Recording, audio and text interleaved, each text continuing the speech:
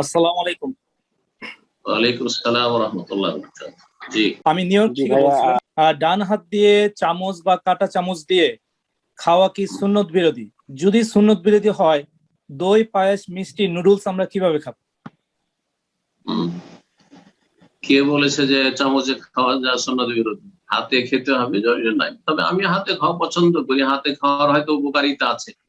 হাত চেটে খেলে যে লালাটা বেরোবে সেটা উপকারী, চিকিৎসা বিদ্যা বলছে, বা এগুলো আমার চাইতে বেশি আপনারা হয়তো জানছেন। তো হাতে খেলে ভালো, কিন্তু হাতে খাওয়া সুন্নাত আর চামচে খাওয়া বেদাত। চামচে খেলে কাফেরদের খাওয়া হয়ে যাবে, এগুলি বিদাতি মোল্লাদের কথা। এগুলি কোরআন সুন্নাহ সালাফি আলেমদের কথা নয়। কোন সালাফি আলেম আমার জানা মতে কথা বলেনি যে চামচ দিয়ে খাওয়া যাবে। চামচে আপনার খাইতে খাইতে ভালো লাগছে খান, হাতে ভালো লাগছে হাতে খান। বাম হাতে চলবে না, বাম হাতে চলবে না, বাম হাতে চামচ ধরেও চলবে না। ডান হাতে চামচ ধরে চামচে খান, অসুবিধা নেই। জি আসসালামু আলাইকুম ওয়া রাহমাতুল্লাহ। ওয়ালাইকুম আসসালাম ওয়া রাহমাতুল্লাহি ওয়া বারাকাতুহু। জি কেমন বলেন। আছেন শাইখ? আলহামদুলিল্লাহ। কোথা থেকে বলছেন? শাইখ, আমি বাংলাদেশ থেকে বলছি। আচ্ছা, বলেন। শাইখ, আমার এক বন্ধুর প্রশ্ন। সে আগে আমাদের এখানে থাকতো, তবে আমাদের এসএসসির পরে সে একটু ঢাকায় চলে গেছে। তা সেখানে সে একা, কিন্তু তার সেখানে দিনী পরিবেশ নাই। তার সেখানে তার ইবাদতে বা অন্যান্য কিছুতে দিনী ক্ষেত্রে তার মন বসতেছে না। তার সেই ক্ষেত্রে তাকে যদি কিছু নসিহত করতেন। জি, এক ভাই বলছেন যে নতুন সে ঢাকা গিয়েছেন। ঢাকা মাশাআল্লাহ মুসলিম দেশে আছে না, তা ঢাকা এমন একটা শহর যেটা মসজিদের শহর। মসজিদের শহর, বাংলাদেশের মধ্যে মসজিদের শহর বলে আপনারা বেশি জানেন। ঢাকার ইতিহাস যে সবচেয়ে বেশি মসজিদ ঢাকাতে রয়েছে। বাংলাদেশে মসজিদের শহর বলা হয়। যেমন আপনার সৌদি আরবে দাম্মাম মসজিদের শহর, কিন্তু দাম্মাম খোবারে সবচেয়ে বেশি মসজিদ রয়েছে। এত বেশি মসজিদ জেদ্দায় নেই, জেদ্দায় দূর দূর পর্যন্ত যেতে হয়। তো যে কথাটি বলছিলাম, তারপরে আরব আমিরাতে গেলে মসজিদের শহর হচ্ছে শারজা। মসজিদের শহর হচ্ছে শারজা। তো ঢাকার মতো জায়গাতে ইবাদতের পরিবেশ নেই, কথাটি ভুল, কিন্তু তার মানে সে খারাপ জায়গায় গিয়েছে। খারাপ জায়গায় থাকবে না। যে একজন মুসলিম সব সময় নিজেকে ভালো জায়গায় রাখবে। আল্লাহ যেন তৌফিক দান করেন। এর নামই তো হিজরত।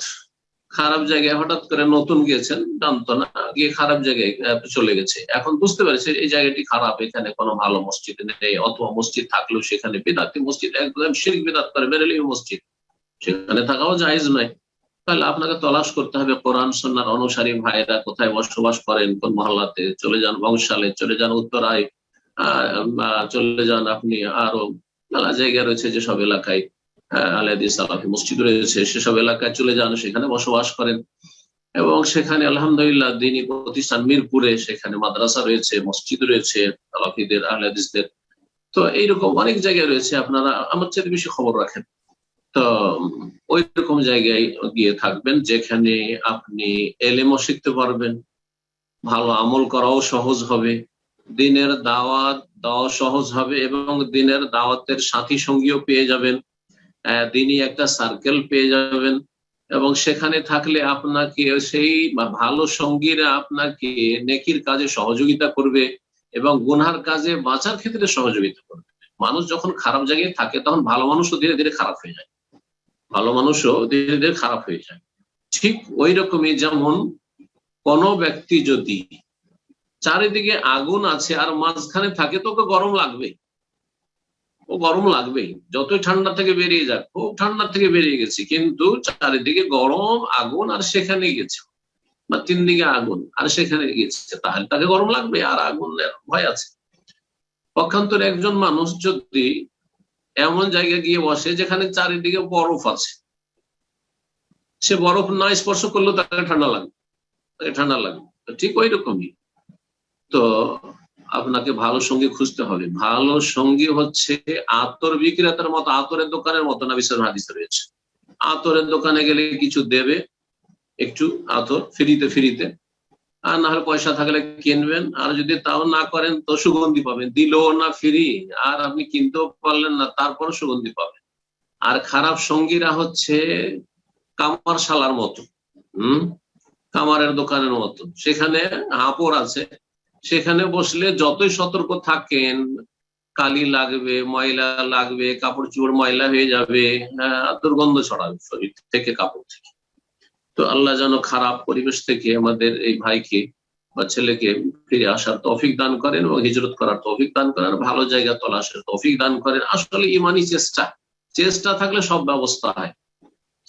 আমাদের অনেক আপনজনরা পশ্চিমা দেশে গিয়েছেন, আর আমাকে যদি জানান যে আমি গিয়েছি, ধরেন ইউকে গেছে, কোথায়? আপনি বার্মিংহামে আছেন, তো হ্যাঁ ওখানে কোথায় আপনি সালাফি মসজিদ পাবেন, আমার কাছে খবর আছে, আমি তাকে গাইড করলাম। আপনি ম্যানচেস্টার গেছেন, ঠিক আছে আমি বলে দিচ্ছি। আপনি লন্ডন গেছেন, কোনখানে যাবেন?